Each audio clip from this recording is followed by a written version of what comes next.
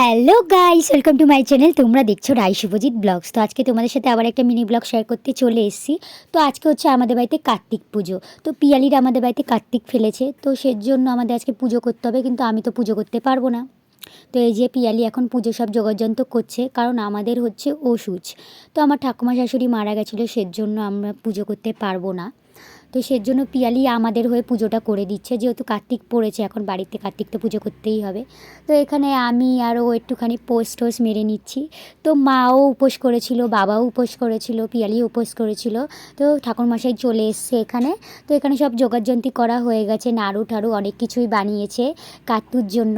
কাতু বলতে কার্তিক, আমি কার্তিককে কাতু বলে ডাকি। যাই হোক, তো বেশি কথা না বাড়িয়ে তো এখন পুজো হচ্ছে। তো সবাই এখানে অঞ্জলি দিল ওরা। আমরা তো দুজন বসে বসে দেখলাম পুজোটা। বেশ ভালোভাবে সব কিছু হয়েছে। তারপর এখানে প্রসাদ মা বেড়েছিল, সবাইকে দিতে গেল। তো